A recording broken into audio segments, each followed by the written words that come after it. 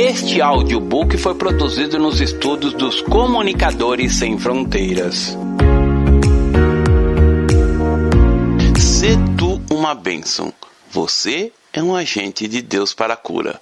Autor, Pastor Márcio Valadão. Uma publicação da Igreja Batista da Lagoinha. Edição, agosto de 2008. Primeira parte. Seja uma bênção. Ora, disse o Senhor a Abraão, sai da tua terra, da tua parentela e da casa do teu pai, e vai para a terra que te mostrarei. De ti farei uma grande nação, e te abençoarei, e te engrandecerei o nome. Sê tu uma bênção. Abençoarei os que te abençoarem, e amaldiçoarei os que te amaldiçoarem. Em ti serão benditas todas as famílias da terra. Partiu, pois, Abraão, como lhe ordenara o Senhor, e Ló foi com ele. Tinha Abraão 75 anos quando saiu de Harã. Levou Abraão consigo a Sarai, sua mulher, e a Ló, filho do seu irmão, e todos os bens que haviam adquirido, e as pessoas que lhe acrescentaram em Harã. Partiram para a terra de Canaã, e lá chegaram. Atravessou Abrão a terra até Siquém, até o carvalho de Moré. Nesse tempo, os cananeus habitavam essa terra. Apareceu o Senhor a Abraão e lhe disse, darei à tua descendência essa terra. Ali edificou Abraão um altar ao Senhor, que lhe aparecera. Passando dali para o monte ao oriente de Betel, armou a sua tenda, ficando Betel ao ocidente e Ai ao oriente. Ali edificou um altar ao Senhor e invocou o nome do Senhor. Depois seguiu Abrão dali, indo sempre para Neguebe. Havia fome naquela terra. Desceu, pois, Abrão ao Egito para aí ficar, porquanto era grande a fome na terra. Quando se aproximava do Egito, quase ao entrar, disse a Sarai, sua mulher, ora, bem sei que és mulher de formosa aparência. Os egípcios, quando te virem, vão dizer, é a mulher dele, e me matarão, deixando-te com vida. Dize, pois, que és minha irmã, para que me considerem por amor de ti e, por tua causa, me conservem a vida. Tendo Abrão entrado no Egito, viram os egípcios que a mulher era sobremaneira formosa. Viram-na os príncipes de Faraó e gabaram junto dele. E a mulher foi levada para a casa de Faraó. Este, por causa dela, tratou bem a Abraão, o qual veio a ter ovelhas, bois, jumentos, escravos e escravas, jumentos e camelos. Porém, o Senhor puniu Faraó e a sua casa com grandes pragas, por causa de Sarai, mulher de Abrão. Chamou, pois, Faraó a Abrão e lhe disse, que é isso que me fizeste? Por que não me dissestes que era tua mulher? E me disseste ser tua irmã? Por isso a tomei para ser minha mulher. Agora, pois, eis a tua mulher, toma e vai-te. E Faraó deu ordens aos seus homens a respeito dele, e acompanharam a ele, a sua mulher e a tudo que possuía. Gênesis capítulo 12, verso 1 a 20. Uma comunidade terapêutica. Temos muitos sonhos em nosso coração, mas conforme a palavra de Deus afirma, fazemos muitos planos, mas a resposta certa vem do Senhor. Provérbios capítulo 16, verso 1. Quando realmente colocamos nossa vida dentro do querer e da vontade de Deus, o Pai, podemos ver a realidade do cumprimento do nosso sonho, pois está escrito, agrada-te do Senhor e Ele satisfará os desejos do teu coração. Salmos capítulo 37, verso 4. Os 3 primeiros versículos de Gênesis capítulo 12 não se referem apenas a Abrão. Há neles uma mensagem contextualizada para a nossa vida. Abraão é também um simbolismo das gerações futuras, de você e de mim. Ora, disse o Senhor a Abrão, sai da tua terra, da tua parentela e da casa do seu pai, e vai para a terra que te mostrarei. De ti farei uma grande nação, e te abençoarei, e te engrandecerei o nome. Sê tu uma bênção. Gênesis capítulo 12, verso 1 e 2. A maioria das pessoas quer ser abençoada, mas nem todas querem abençoar outras. Somos abençoados para sermos bênção onde estivermos. Você foi chamado por Deus para cumprir esta gloriosa missão. Você é uma bênção porque Deus diz que você é. Você tem o que a Bíblia diz que você tem. Você pode o que a Bíblia diz que você pode. E Na Bíblia, Deus diz: "Se tu uma bênção", e poder abençoar alguém é um privilégio que Deus nos concedeu. Deus quer curar as pessoas por nosso intermédio. Estamos vivendo um período em que as pessoas vão para a igreja como se ali estivesse a última esperança delas. Pessoas com todos os tipos de problema, com casamentos destruídos, com sérios problemas emocionais marcadas pela solidão, pela ansiedade, pela culpa, pela escravidão e pelo abandono. Elas sofrem profundamente na alma e isso lhes afeta até o corpo. E Jesus é a única resposta para todo este tormento. As pessoas chegam famintas às igrejas, famintas de amor, de carinho, de atenção, de cura, de perdão. Elas estão famintas de Deus, elas estão vazias, porque no mundo a indiferença e a frieza têm dominado o coração das pessoas. Mas na igreja do Senhor isso tem que ser diferente, porque o governo ali pertence a Jesus. A igreja de Jesus precisa ser uma comunidade terapêutica, de onde emane cura, levando alento para a alma, que tenha carinho e que promova a vida. Temos de amar essas pessoas, porque a maioria está com a vida totalmente desequilibrada. É o marido que saiu de casa e já está no segundo ou terceiro casamento. É a esposa que abandonou o esposo e também já se casou mais de uma vez. Quantas mulheres chegam à igreja com o coração ferido por traições de diversos níveis? Quantas pessoas estão marcadas pelos desesperos? Nós, a igreja do Senhor, fomos chamados para ser uma igreja de cura, uma igreja que possa realmente levar a graça do Senhor de maneira intensa ao coração dessas pessoas. Potencialmente, a igreja tem tudo do que as pessoas precisam para ser plenamente felizes. Elas precisam de Jesus. É a partir do encontro verdadeiro com o Filho de Deus que todas as outras coisas acontecem. É a entrega pessoal a Jesus que permite Deus agir em nossa vida. Em nome de Jesus, passamos a ter livre acesso ao Pai. Mas temos de ser estes facilitadores para levá-las a Jesus. Temos de ser abençoadores que se ajudam quando entram destruídas na igreja. Temos de ajudá-las no crescimento em Cristo. Normalmente, as pessoas vão aos psiquiatras e aos psicólogos porque elas estão sedentas de amor e aceitação. Toda a humanidade é faminta de amor e aceitação. Nós precisamos disso porque fomos criados por Deus, que é amor. E a igreja de Jesus é a expressão do amor de Deus. Por isso, a igreja deve ser o lugar onde qualquer pessoa que entrar sinta-se envolvida por esse amor. Como suspira a corça pelas correntes das águas, assim por ti, ó Deus, suspira a minha alma. A minha alma tem sede de Deus, do Deus vivo. Salmos capítulo 42, verso 1 e 2. Não podemos nos acostumar com as mazelas dos nossos semelhantes, a ponto de nem mesmo importarmos com eles. Não podemos ver os miseráveis e considerá-los lixo da sociedade. Temos de ter um coração amoroso e nos compadecermos deles, porque foi por eles também que Jesus morreu na cruz do Calvário. Deus não nos criou para endurecermos nossos corações, a ponto de atravessarmos uma rua apenas para ficarmos bem distante de alguém que precisa de nossa ajuda. Não somos e não podemos ser uma igreja indiferente com a dor, com o sofrimento, com a lágrima, com o desespero e com o abandono das pessoas. Pelo contrário, precisamos ser aqueles que estão sempre com os braços abertos para todos que quiserem se chegar a nós e encontrar Jesus. Metamorfose. Muitas vezes existem pessoas sofrendo ao seu lado, mas você não está nem percebendo.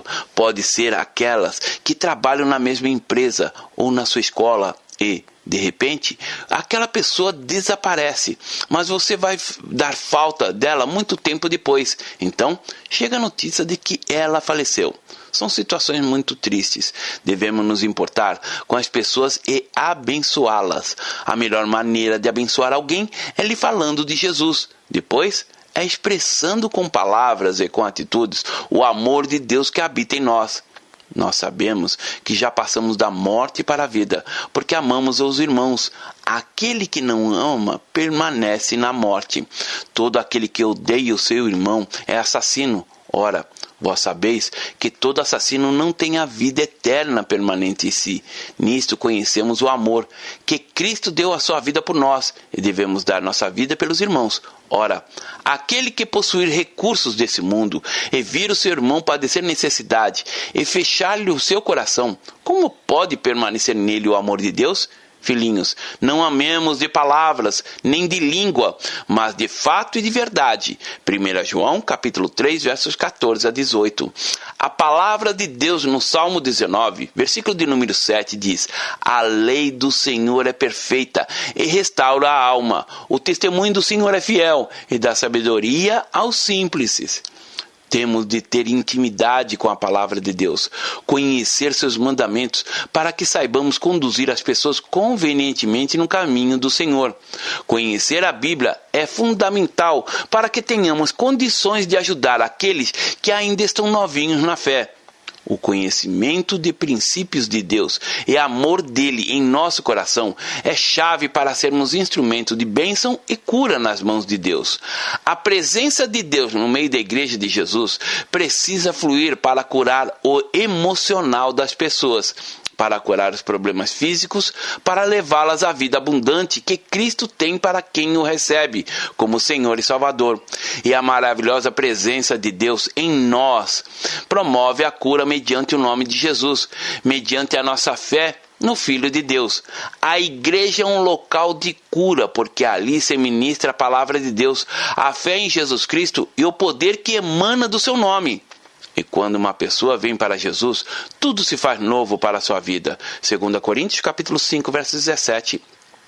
Por isso, precisamos nos dispor a caminhar juntos, principalmente nos primeiros passos desta nova caminhada. Os relacionamentos afetivos e sinceros, fundamentados nos princípios bíblicos, são maneiras eficazes de demonstrar o amor de Deus, que é derramado em nosso coração pelo Espírito Santo, que nos foi outorgado. Romanos capítulo 5, verso 5. Quando você veio para Jesus, muitas coisas aconteceram na sua vida. Você foi transformado em uma nova criatura. Não foi apenas uma mudança de religião ou de igreja. A sua vida é que foi mudada. É como o processo de nascimento de uma borboleta.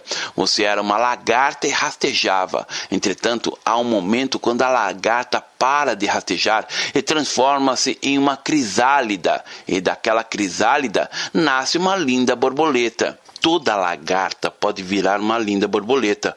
Um ser que rastejava é agora uma linda criatura que voa livre, enfeitando ainda mais a natureza divina.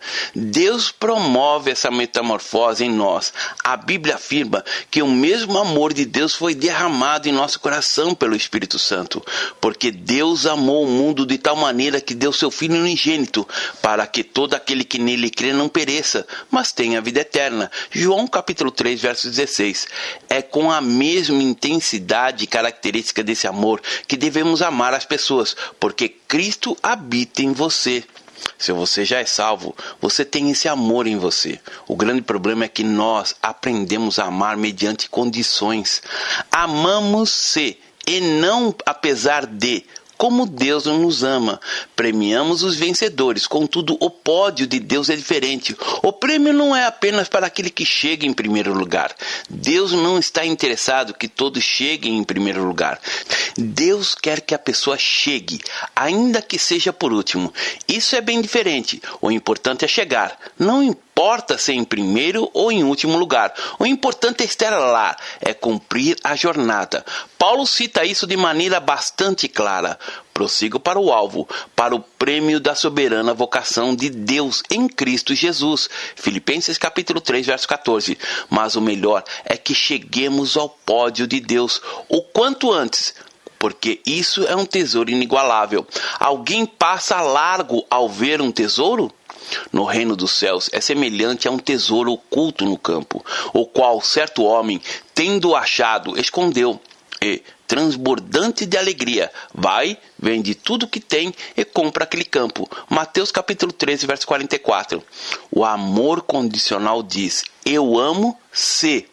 Eu amo quando. Eu amo porque. Isso é o amor de troca-troca, mas o amor que está dentro do seu coração é o amor do próprio Deus, e esse amor é incondicional. O amor cura. Eu tive um colega pastor, um homem muito precioso, que já está na glória. Esse colega tinha uma filha muito linda. Ela foi estudar nos Estados Unidos e ficou alguns anos por lá. Quando ela estava para voltar, o coração daquele pastor estava ansioso para receber a filha de volta. A família preparou uma linda festa para recebê-la. No aeroporto internacional, você não vê as pessoas chegando porque elas desembarcaram em um local fechado. Você só vê a pessoa quando a porta se abre para ela sair, fechando rapidamente em seguida. Do lado de fora, a família esperava a volta da filha. A moça havia engordado muitos quilos e ao revê-la, naquele instante o pai teve um impacto muito forte e disse para si mesmo: essa não foi a filha que eu mandei para os Estados Unidos. Ele não conseguia aceitá-la. O amor dele não era o amor incondicional. Quando chegaram em casa, trataram logo de tirar da geladeira todos os potes de sorvete, acabaram com todos os bombons e passaram a policiar a moça de todas as maneiras. Não faz isso, não coma aquilo e aquilo outro. E a moça continuava engordando. Um dia, ele estava em seu gabinete orando e reconheceu seu pecado. Ele percebeu que estava amando a filha com um amor condicional.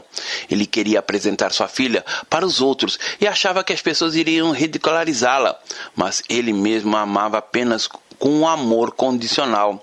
Em seu interior, ele não se conformava. Filha, por que você fez isso comigo? Por quê? Por que você ficou feia assim?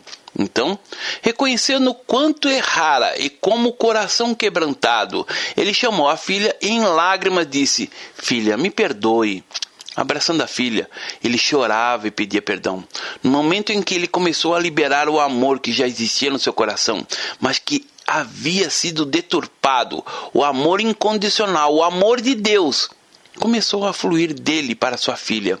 Depois ele comprou muitos potes de sorvete e muitos chocolates.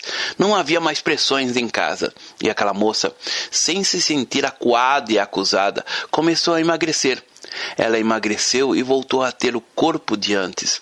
A maior força que existe no mundo não é o ódio, mas sim o amor de Deus. Não pense que em seu coração hoje há um outro tipo de amor, não. A palavra de Deus diz que o amor de Deus é derramado em nossos corações pelo Espírito Santo, que nos foi outorgado. Romanos capítulo 5, verso 5. Ou seja, nos foi dado. O amor não é somente sublime, porque Deus é prático. E nós temos de trazer essa praticidade para a nossa vida. Deus quer usar os nossos relacionamentos para, em nome de Jesus, curar as pessoas. Devemos agir de maneira diferente à do mundo. Normalmente, as pessoas se abraçam, mas nem sempre com boas intenções, ou apenas como um mero cumprimento. Mas o nosso abraço tem de ser fraternal, tem de ser a expressão viva do amor de Deus. E o amor de Deus é divino e prático. Ele nos ama como estamos, mas esse amor nos transforma em novas criaturas. Nós nos tornamos seus filhos. Que privilégio! Deus cuida de cada um de nós diariamente. Que você seja este poderoso instrumento de amor e bênçãos nas mãos de Deus para abençoar muitas pessoas. Segunda parte. 3 aspectos importantes. Existem 3 aspectos práticos para que realmente a igreja seja um lugar de cura. São simples, mas fundamentais. Vamos, nesta segunda parte, ver cada um deles. Aceitação. Aceitação é este amor incondicional. A igreja deve sempre acolher as pessoas pelo que elas são. Não podemos aceitar as pessoas pelos que elas fazem ou pelo que têm. Na igreja não podemos separar as pessoas por títulos: doutor, advogado, médico ou jardineiro, faxineiro. Na igreja não pode existir uma pessoa mais importante do que a outra. Somos todos irmãos em Cristo Jesus. Na igreja, você e cada um que ali está é a pessoa mais importante na reunião. Isso é aceitação. E quantas vezes tudo o que a pessoa está precisando é simplesmente de ser aceita? Não podemos rotular Deus em regras humanas. Nossos princípios têm de ser os de Deus, porque senão vamos impor pesos que as pessoas não serão capazes de carregar. O amor de Deus vai sempre nos acolher como estamos. Contudo, à medida que vamos conhecendo o caráter do nosso Pai, vamos também aprendendo a viver de acordo com as suas leis, que não são pesadas. Jesus disse: "Vinde a mim, todos que estáis cansados e sobrecarregados, e eu vos aliviarei. Tomai sobre vós o meu jugo, e aprendei de mim, porque sou manso e humilde de coração, e achareis descanso para a vossa alma, porque o meu jugo é suave, e o meu fardo é leve." Mateus capítulo 11, versos 28 a 30. Não é fácil acertar as pessoas como elas são, e isso vale também em relação a nós. Será que somos pessoas fáceis de ser aceitas? Contudo, se Jesus estiver no centro da nossa vontade, tudo ficará mais fácil, pois, assim como o apóstolo Paulo, seremos capazes de dizer e agir conforme essa declaração. Logo, já não sou eu quem vive, mas Cristo vive em mim. E esse viver que, agora, tenho na carne, vivo pela fé no Filho de Deus, que me amou e a si mesmo se entregou por mim. Gálatas capítulo 2, verso 20. Esse maravilhoso amor cresce em nós à medida que conhecemos mais o Senhor e permitimos que Ele nos mude para sermos instrumentos de bênçãos em suas mãos. A igreja de Jesus tem de ser um rio que leva a cura de Deus para as pessoas, mas isso somente acontecerá quando cada irmão deixar o amor de Deus fluir do seu interior, como rios de água viva. Pois Jesus disse: "Quem crer em mim, como diz a Escritura, do seu interior fluirão rios de água viva." João capítulo 7, verso 38. E também faço esta oração: que o vosso amor aumente mais e mais em pleno conhecimento e toda percepção. Filipenses capítulo 1, verso 9. Muitas pessoas me pedem para orar por elas. Entretanto, nenhuma pessoa me pediu oração para que o amor dentro dela aumentasse. Eu faço também esta oração: que o seu amor aumente mais e mais em pleno conhecimento e toda percepção. Filipenses capítulo 1, verso 19. Infelizmente, não são poucas as vezes que em nós temos um amor egoísta. Nós amamos a nós mesmos. Por isso é que Jesus disse: "Se alguém quer vir após mim, a si mesmo se negue, tome a sua cruz e siga-me." Mateus capítulo 16, verso 24. Não coloque você em primeiro lugar. O amor de Deus é inesgotável. E também faço essa oração: que o vosso amor aumente mais e mais em pleno conhecimento e toda a percepção. Assim como o amor, a percepção deve crescer mais e mais, pois ela é a capacidade de perceber a necessidade do outro. A pessoa que se assenta ao seu lado na igreja não é como uma coluna fria, feita de concreto, cimento e ferro. A pessoa que está ao seu lado tem sentimentos, sonhos, alegrias, frustrações. E se você não tiver percepção dessa pessoa, dificilmente a ajudará.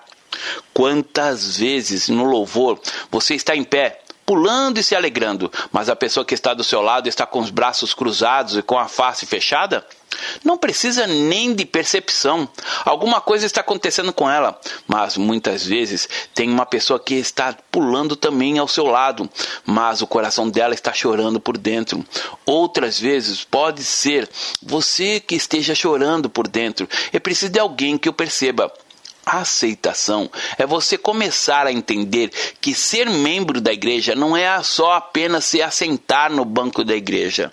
A aceitação é você ter o compromisso com Deus e com a pessoa que está ao seu lado. Não fique olhando só a nuca do outro que está à sua frente. Olhe para o seu rosto e deixe que ele também o veja.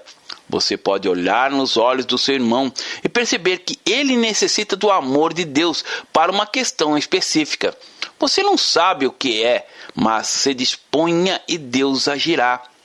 Em sua grande maioria, a pessoa está angustiada, deprimida, chorando, sofrendo e desesperada.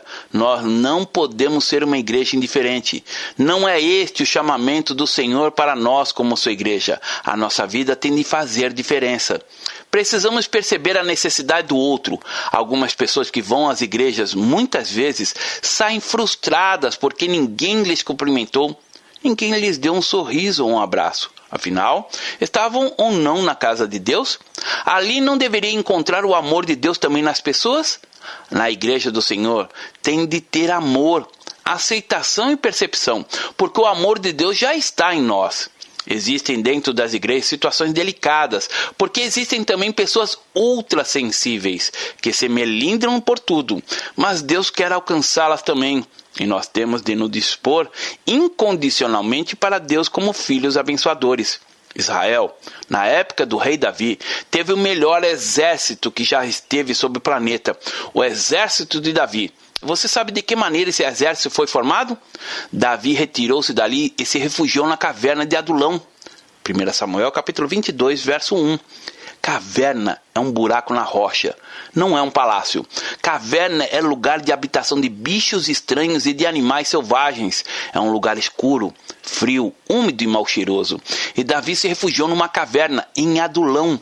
Não tinha absolutamente nada naquela caverna, mas ele se refugiou ali. Entretanto, Davi sabia amar e aceitar as pessoas, e as coisas começaram a acontecer. Quando ouviram isso, seus irmãos e toda a casa de seu pai desceram ali para ter com ele. Ajuntaram-se a ele todos os homens que se acharam em aperto, e todo homem endividado, e todos os amargurados de espírito, e ele se fez chefe deles, e eram com ele uns 400 homens. 1 Samuel capítulo 22, verso 1 e 2. O que tinha dentro daquela caverna? Apenas um homem chamado Davi, que aceitava as pessoas com um amor incondicional. As pessoas começavam a correr para ele, porque todos gostam de ser aceitos como são. Ajuntaram-se a ele todos os homens que achavam em aperto, em dificuldades. Ele não tinha como voltar mais. Muitas vezes, as circunstâncias da vida levam o indivíduo a chegar a um momento de muito aperto em todas as áreas de sua vida, familiar, econômica, saúde emocional, saúde espiritual e saúde física. Os homens que estavam assim em aperto correram não para o palácio, mas para a caverna, porque na caverna havia um homem que os aceitava. E diz o texto, e todo homem endividado. Era gente que, se fosse nos dias atuais, estava com nomes no SPC e no Serasa. Estavam cheios de carnê, fugindo dos cobradores, endividados. Mas lá estava Davi. Ele aceitava os endividados, ele os amava. E todos amargurados de espírito. Amargurados de espírito são homens que foram traídos e pisados, foram humilhados e difamados. Mas o que fez Davi? Ele os aceitou. E eram mais nada menos que 400 rejeitados por toda a sociedade. Mas Davi trabalhou esses 400 homens e fez deles seus capitães. Davi foi o comandante desse exército, e como os soldados amavam Davi. Durante uma batalha, houve um momento quando Davi disse, quem me dera beber a água do poço que está junto à porta de Belém? 2 Samuel capítulo 23, verso 15.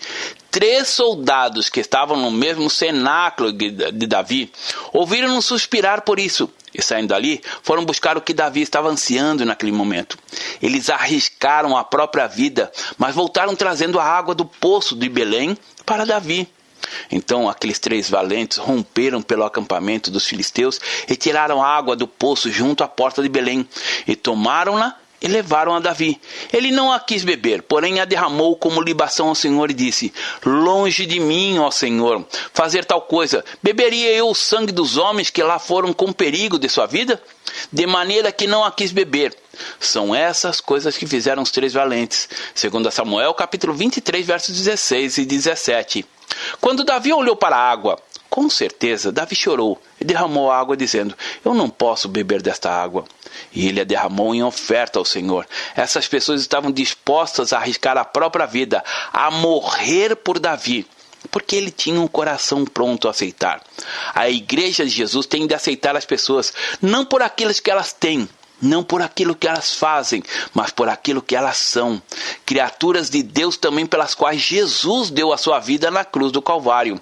Muitas vezes nem percebemos certas pessoas que estão perto de nós, mas talvez Deus as tenha colocado no nosso lado para que sejamos bênção em sua vida. Para que sejamos como Davi, que mudou a vida daqueles homens, para que o amor de Deus em nós faça a diferença e mude aquelas vidas. Confissão. A confissão diz ser verdadeira e profunda. Ela é um dos aspectos mais poderosos da cura. Confissão não é apenas reconhecer o erro. Muitas vezes pensamos que confissão é apenas confessar a culpa. Porém, confissão é também assumir seus sentimentos. Eu sou assim, eu me sinto assim. Muitas vezes, achamos que a confissão é apenas para o perdão. Entretanto, a confissão é para trazer cura. O tipo de confissão declarado aqui nesse texto de Tiago é para a cura. Confessai, pois, os vossos pecados uns aos outros e orai uns pelos outros para serdes curados. Tiago, capítulo 5, verso 16. A confissão de pecados se faz a Deus e é uma confissão para perdão. Se confessarmos os nossos pecados, Ele é fiel e justo para perdoar os pecados e nos purificar de toda injustiça. 1 João capítulo 1, verso 19. As pessoas precisam aprender a confessar, a falar, a abrir seu coração. Quantos chegam à igreja marcados pela solidão, com doenças e enfermidades sérias, com problemas não resolvidos e com tantas falhas no caráter. Muitas vezes, eles precisam apenas de alguém para confessar. Quantas pessoas carregam traumas terríveis em sua vida, mas também quantas pessoas são curadas no momento em que elas confessam. As pessoas pagam psiquiatras e psicólogos apenas para ouvi-las. As pessoas querem falar. Elas precisam falar, mas não tem com quem falar. Esse confessar é falar, é dizer, está doendo, está muito dolorido. Mas elas não sabem a quem confessar. Enquanto calei os meus pecados, envelheceram os meus ossos pelos meus constantes gemidos todo dia. Salmos capítulo 32, verso 3. Um médico, irmão em Cristo, contou que certa vez chegou em seu consultório uma moça toda torta.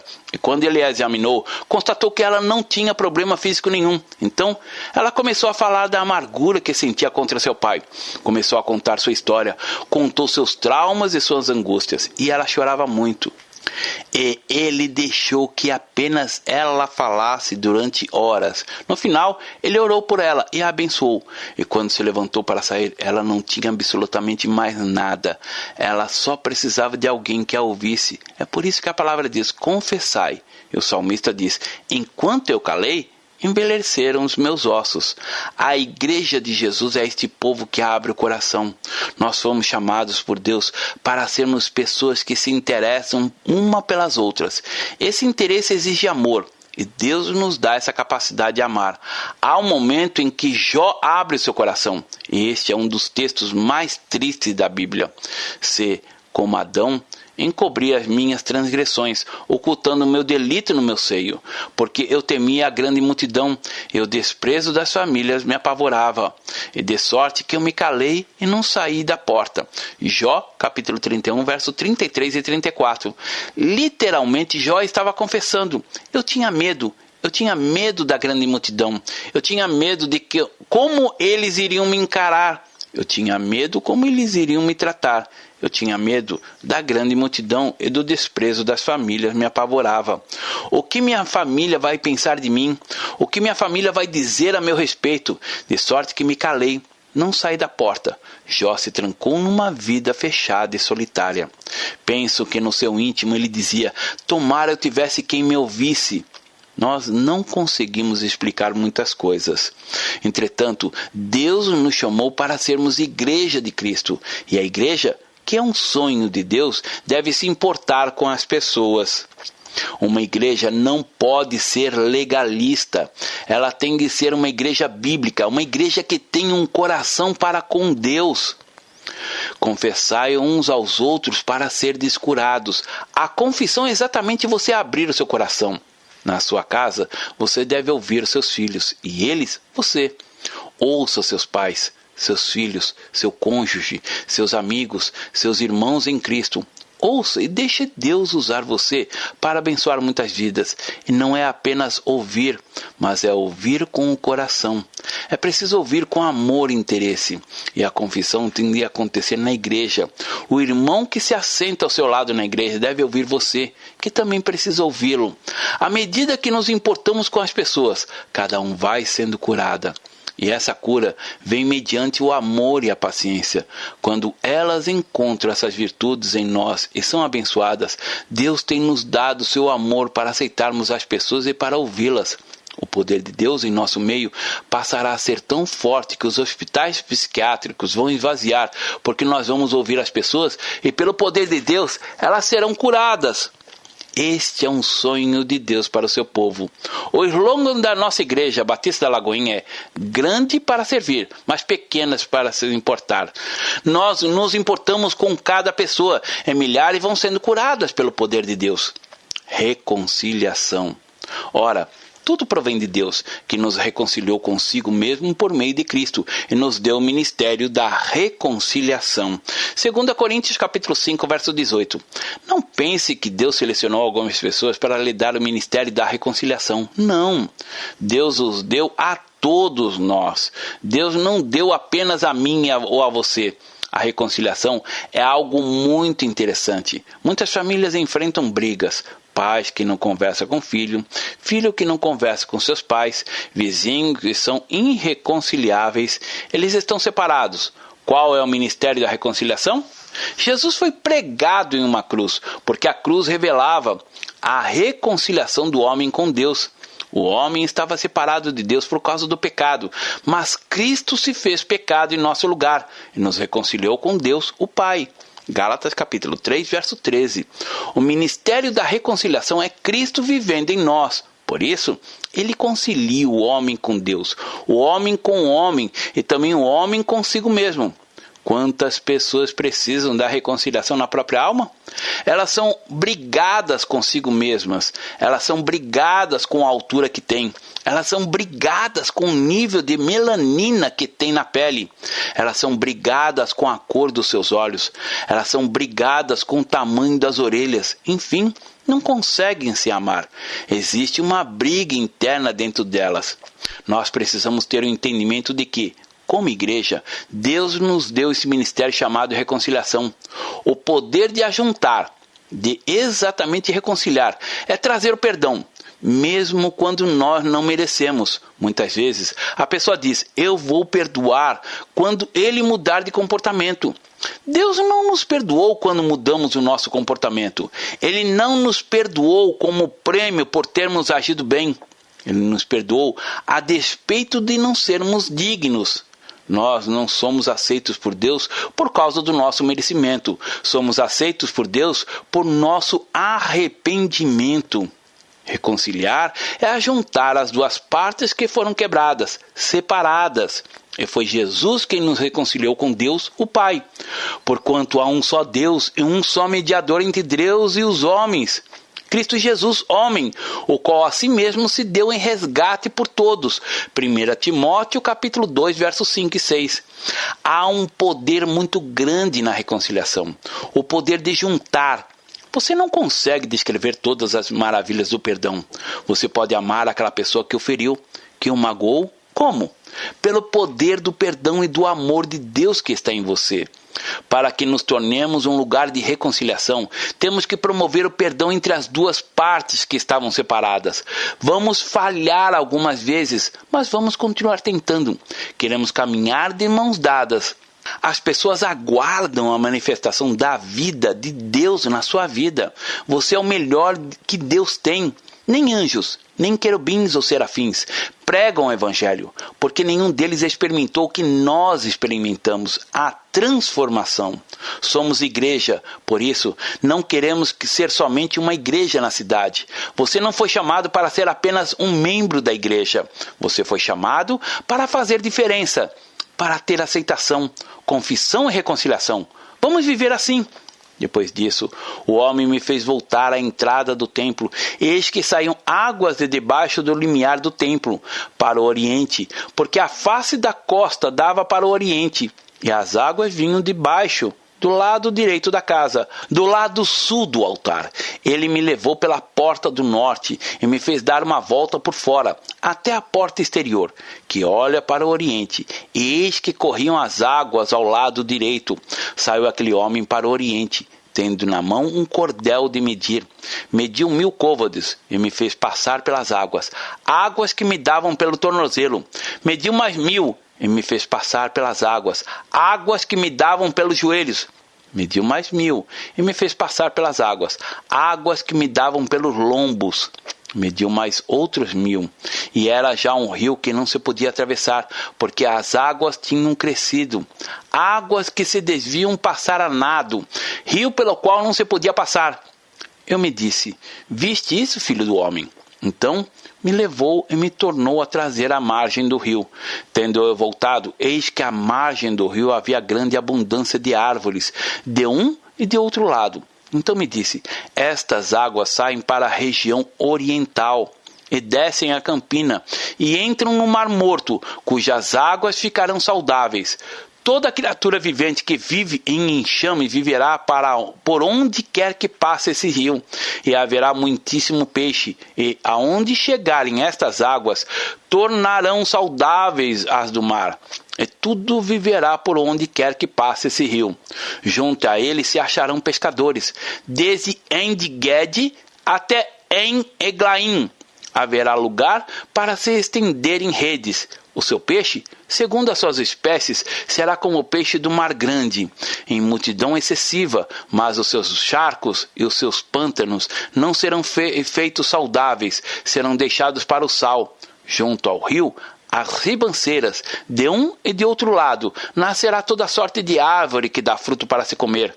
Não fenecerá a sua folha, nem faltará o seu fruto. Nos seus meses produzirá novos frutos, porque as suas águas saem do santuário. O seu fruto servirá de alimento, e sua folha de remédio. Ezequiel capítulo 47, verso 1 e 12. Sião era uma figura da igreja de Jesus.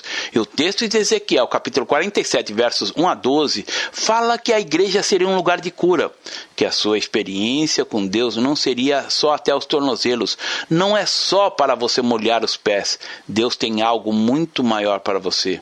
Ah não, eu já afundei até os joelhos, mas até os joelhos você continua sem muita segurança.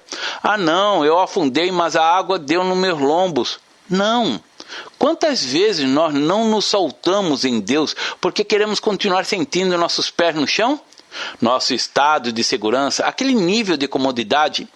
Queira águas mais profundas, que você se solte em Deus, que mergulhe em suas águas e se soltem totalmente. No verso 6 e 7 está escrito: viste isto, filho do homem? Então me levou e me tornou a trazer à margem do rio. Tendo eu voltado, eis que à margem do rio havia grande abundância de árvores, de um e de outro lado. Então me disse: essas águas saem da região oriental e descem a Campina e entram no Mar Morto, cujas águas ficarão saudáveis. Estas águas estão aí em você. O apóstolo Pedro entendeu isso. A presença de Deus era tão forte nele que, quando passava pelas ruas, sua própria sombra curava os enfermos. O Mar Morto é morto mesmo. O nível de sal é tão grande que nem peixes existem lá. Nem as aves voam por cima dele, mas esse rio, quando entra no Mar Morto, as águas ficam saudáveis. Quando nós olhamos a nossa cidade como um Mar Morto, olhe para você como estas águas, elas saem de você e vão pelas ruas da cidade, na sua casa, na sua família, no seu trabalho. Por onde você vai passando, a vida vai brotando. Toda criatura vivente que vive em enxames viverá por onde quer que passe esse rio, e haverá muitíssimo peixe. Jesus disse para Pedro: Pedro, você é pescador de peixes, mas agora você vai se transformar em pescador de homens. E aonde chegar estas águas, tornarão saudáveis aos do mar, e tudo viverá por onde quer que passe esse rio. Tudo passará a ter vida. O texto diz também que o seu fruto servirá de alimento e a sua folha de remédio. Aprove a Deus trazer a você um instrumento de cura. A cura pelo relacionamento, a cura pela aceitação, a cura pela confissão, a cura pela reconciliação. Lá fora, as pessoas só encontram indiferença e frieza, mas na igreja de Jesus, elas encontrarão a cura que precisam, porque Deus habita em você, porque Jesus está onde 2 ou 3 estão reunidos. Mateus capítulo 18, verso 20. E no templo de Deus se manifesta com poder e glória. Salmo 133. Você é este instrumento. A pessoa muitas vezes, ao entrar na igreja, pode não entender tudo, mas ela deve ficar impactada pela realidade que existe na vida da igreja. Talvez ela não entenda muitas coisas, mas que ela possa falar: eu nunca fui a um lugar onde eu fosse tão amada e tão aceita. Que esse rio possa passar pela nossa cidade. Existem dentro de você esta fonte.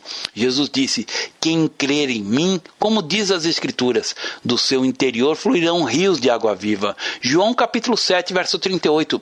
Ele disse isso a respeito do Espírito Santo, que receberia os que nele crescem. Há uma fonte de águas vivas que jorra do seu interior. Há uma fonte de amor dentro de você, porque o Espírito Santo é amor, e essa fonte tem de fluir pela aceitação, pela confissão e pela reconciliação. É este o tempo de Deus para você. Esta é a hora de Deus para o seu coração. Se você pudesse perceber tudo aquilo que Deus tem para você e para realizar por seu intermédio, você não pensaria nem um minuto para se dispor totalmente para Ele. Muito bem, servo bom e fiel, fostes fiel no pouco, sobre o muito te colocarei. Entra no gozo do teu Senhor. Mateus capítulo 25, verso 21. Deus abençoe. Pastor Márcio Valadão.